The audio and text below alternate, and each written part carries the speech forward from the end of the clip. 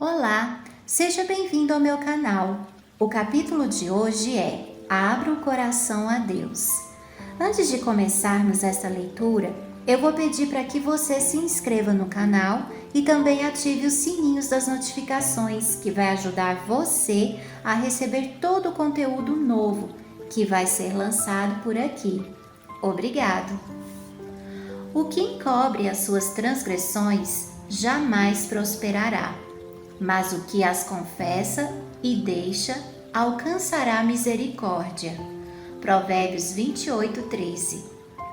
As condições para obter a misericórdia de Deus são simples, justas e razoáveis. O Senhor não requer que façamos algo difícil para que tenhamos o perdão dos nossos pecados. Não precisamos fazer longas e cansativas peregrinações, nem pagar dolorosas penitências com o objetivo de encomendar nossa alma ao Deus do céu, ou para expiar nossa transgressão.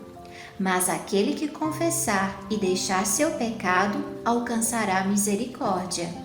Diz o apóstolo: confessai, pois, os vossos pecados uns aos outros e orai uns pelos outros, para serdes curados. Tiago 5,16. Confesse seus pecados a Deus, o único que pode perdoá-los, e as faltas uns aos outros. Se você ofendeu um amigo ou vizinho, deve reconhecer seu erro, e ele tem o dever de perdoar-lhe. Você deverá, então, buscar o perdão de Deus, pois a pessoa ofendida é propriedade de Deus. E ao magoá-la, você pecou contra o Criador e Redentor. O caso é levado ao único verdadeiro mediador, nosso grande sumo sacerdote, que foi tentado em todas as coisas, à nossa semelhança, mas sem pecado.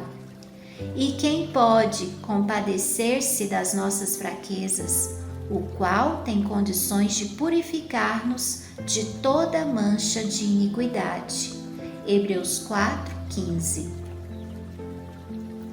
Os que não se humilharam diante de Deus, reconhecendo sua culpa, ainda não cumpriram a primeira condição para que sejam aceitos. Se ainda não experimentamos o arrependimento completo e definitivo e não confessamos nosso pecado com verdadeira humildade e espírito quebrantado, aborrecendo nossa iniquidade, não estamos buscando o perdão dos nossos pecados com sinceridade. E, procedendo assim, jamais encontraremos a paz de Deus. A única razão para não termos nossos pecados perdoados é não estarmos dispostos a humilhar o coração e a aceitar as condições da palavra da verdade. As instruções a respeito desta questão são bem claras. A confissão do pecado, seja ele público ou oculto, deve ser feita de maneira franca e sincera. O pecador não deve ser forçado a confessar. Também não deve ser feita de maneira displicente e descuidada, nem exigida daqueles que não reconhecem o terrível caráter do pecado. A confissão, que é o desafogar do coração, é a que chega até Deus da infinita misericórdia. Diz o salmista: perto está o Senhor dos que têm o coração quebrantado e salva os de espírito oprimido. Salmos 34:18. A confissão verdadeira sempre tem um caráter específico e reconhece cada pecado em particular. Esses pecados podem ser do tipo que devem ser levados unicamente a Deus. Podem ser erros que precisam ser confessados àqueles que sofreram a ofensa, ou podem ter um caráter público, devendo então ser confessados em público. Mas toda confissão deve ser objetiva e direta, reconhecendo os pecados dos quais somos culpados. Nos dias de Samuel, os israelitas se afastaram de Deus Eles sofreram as consequências do pecado, pois perderam a fé em Deus, a capacidade de discernir o seu poder e sabedoria para governar a nação, a confiança na sua habilidade de defender e vindicar sua causa. Eles voltaram as costas para o grande Rei do universo e quiseram ser governados como as demais nações. Antes de encontrar a paz, fizeram a seguinte confissão: a todos os nossos pecados acrescentamos o mal de pedir para nós um rei. 1 Samuel 12:19. O pecado do qual haviam sido convencidos teve que ser confessado. A ingratidão lhes oprimia o coração e os separava de Deus. A confissão não é aceitável a Deus sem sincero arrependimento e reforma. É preciso que haja mudança decisiva na vida. Tudo o que for ofensivo a Deus deve ser afastado. Isso será o resultado de uma genuína tristeza pelo pecado. A obra que devemos realizar está claramente diante de nós. Lavai-vos, purificai-vos, tirai a maldade de vossos atos de diante dos meus olhos. Cessai de fazer o mal. Aprendei a fazer o bem, atendei à justiça, repreendei ao opressor, defendei o direito do órfão, pleiteai a causa das viúvas. Isaías 1:16, 17. Se restituir o perverso o penhor e pagar o furtado e andar nos estatutos da vida e não praticar a iniquidade, certamente viverá, não morrerá. Ezequiel 33:15. Paulo diz, ao falar da obra do arrependimento, porque quanto cuidado não produziu isto mesmo em vós que, segundo Deus, fostes contristados? Que defesa, que indignação, que temor, que saudades, que zelo, que vindita, desejo de ver a justiça feita. Em tudo destes prova de estardes inocentes neste assunto. 2 Coríntios 7:11. Quando o pecado amortece as percepções morais, o transgressor não discerne os defeitos do seu caráter, nem percebe a enormidade do mal cometido, a menos que aceite o poder persuasivo do Espírito Santo. Ele permanece parcialmente cego em relação ao seu pecado.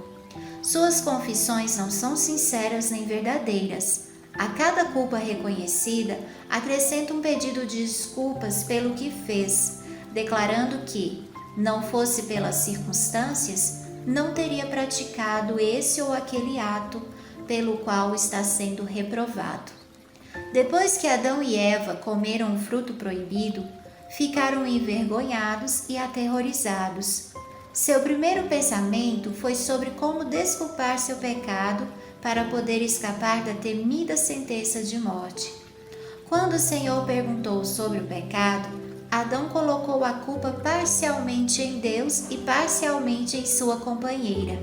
A mulher que me deste por esposa, ela me deu da árvore e eu comi. A mulher colocou a culpa na serpente, dizendo: a serpente me enganou e eu comi. Gênesis 3, 12, 13. Por que o Senhor fez a serpente? Por que permitiu que ela entrasse no jardim do Éden? Eram perguntas que apresentavam desculpas para o seu pecado, colocando em Deus a responsabilidade pela queda deles. O espírito de autojustificação surgiu com o pai da mentira e tem sido exibido por todos os filhos e filhas de Adão. Confissões dessa espécie não são inspiradas pelo Espírito Divino e não serão aceitas por Deus. O verdadeiro arrependimento leva as pessoas a assumir sua culpa e reconhecê-la sem justificativas nem hipocrisia. Como o pobre publicano, que sequer erguiu o olhar para o céu, elas clamarão: ó Deus, sê propício a mim, pecador. Os que reconhecerem sua culpa serão justificados, pois Jesus apresenta seu sangue em favor da pessoa arrependida. Os exemplos de arrependimento genuíno encontrados na Palavra de Deus revelam um espírito de confissão no qual não há desculpa para o pecado nem tentativas de autojustificação. Paulo não ficou na defensiva. Ele pintava seu pecado com as cores mais escuras, sem tentar minimizar sua culpa. Ele disse: encerrei muitos dos santos nas prisões e contra esses dava o meu voto, quando os matava. Muitas vezes os castiguei por todas as sinagogas, obrigando-os até a blasfemar, e demasiadamente enfurecido contra eles, mesmo por cidades estranhas os perseguia. Atos dos Apóstolos 26, 10, 11. Ele não hesitou em declarar que Cristo Jesus veio ao mundo para salvar os pecadores, dos quais eu sou o principal. 1 Timóteo 1,15. O coração quebrantado e humilde, subjugado pelo arrependimento genuíno, demonstra apreciação pelo amor de Deus e pelo preço pago no Calvário. E como um filho confessa suas faltas a um pai amoroso, assim o pecador verdadeiramente arrependido traz seus pecados diante de Deus. Como está escrito: se confessarmos os nossos pecados, Ele é fiel e justo para nos perdoar os pecados e nos purificar de toda injustiça. 1 João 1, 9.